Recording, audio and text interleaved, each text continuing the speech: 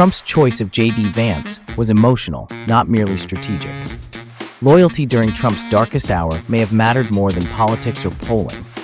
By Jan Gary Kantov, an eclectic writer exploring the intersections of religion, science, and politics, three forces that shape human life. Almost a year into Trump's second term, questions still linger about his choice of J.D. Vance as vice president. Many saw the decision as puzzling, even risky, but perhaps the answer lies not in political calculus, but in something far more personal. Almost a year into Donald Trump's second term, many savvy analysts on both sides, Republicans and Democrats alike, continue to struggle to understand why he chose J.D. Vance as his running mate instead of other, perhaps more conventional candidates.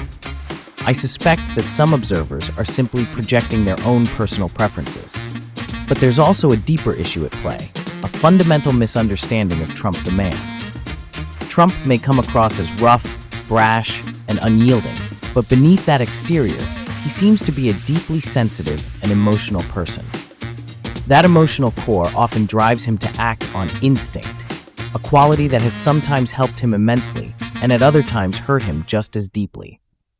It was not mere political calculation that placed Rick Scott and J.D. Vance in the strongest position to make his shortlist for vice president.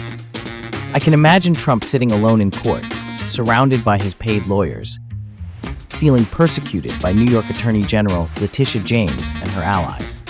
He was, figuratively speaking, in the lion's den. Those who chose to stand by him publicly, to lend him their presence and their voices when he himself was legally silenced, must have made an extraordinary impression on him. Rick Scott and J.D. Vance were among the few who did just that, and it's not hard to see why they ended up among his top choices. Before announcing his decision, Trump said that he had made up his mind a long time ago, though he wasn't ready to reveal it then. I believe that in that moment, his thoughts went back to those difficult days in the courtroom. The fact that J.D. Vance would likely never have become his vice president without having been there for Trump in his time of need is to me almost proof that the decision was made right there in that courthouse.